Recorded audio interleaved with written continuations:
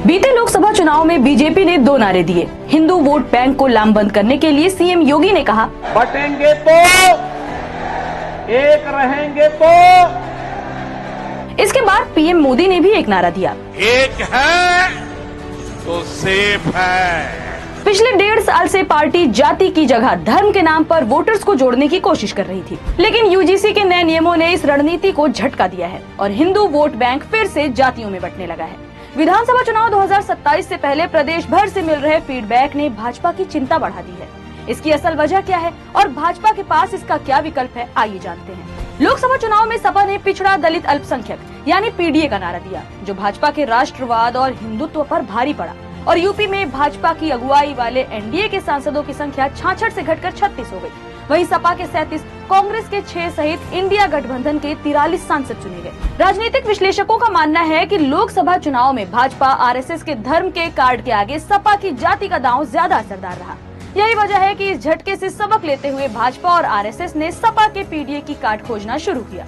Party के मंथन में ये सामने आया कि हिंदुओं को फिर एक करना होगा। इसी दौरान बांग्लादेश में हिंदुओं पर हमले हो गए।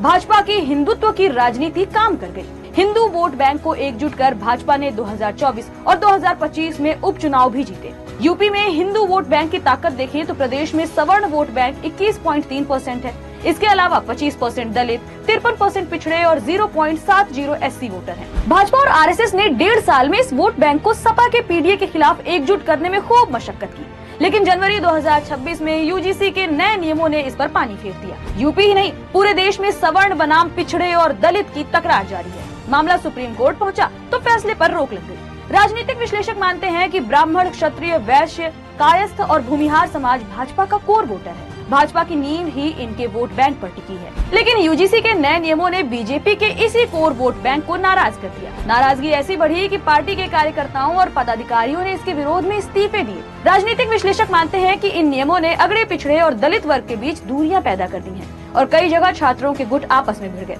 वरिष्ठ पत्रकार और राजनीतिक विश्लेषक रामदत्त त्रिपाठी का मानना है कि भाजपा के सामने अब चुनौती है। उसे एक पक्ष की नाराजगी तो झेलनी होगी, जो भी पक्ष नाराज होगा वो राजनीतिक नुकसान करेगा। एक रिपोर्ट के मुताबिक यूपी में करीब 50 लाख से ज्यादा बच्चे हायर एजुकेशन में हैं, जबकि कैंपस में भेदभाव की शिकायतें 1000 भी नहीं है। वरिष्ठ पत्रकार सुनीता एरन का मानना है कि यूजीसी से हिंदू वोट बैंक में बंटवारा हुआ है। वो कहती हैं, जो जाति की बात गाँव शहरों में होती थी वो अब शिक्षण संस्थानों तक पहुंच गई है। समय रहते समस्या का हल नहीं निकाला तो बीजेपी को नुकसान होगा। इस डैमेज को कंट्रोल करने और वोट बैंक बिखरने से रोकने के लिए भाजपा में लगातार बैठकें हो रही हैं। जानकारों का कहना है कि प्रदेश भाजपा को अब यूजीसी के मुद्दे पर केंद्र के फैसले का इंतजार है। इस वीडियो में फिलहाल इतना ही। ऐसी तमाम वीडियोस के लिए बने रहिए दैनिक भास्कर ऐप के साथ।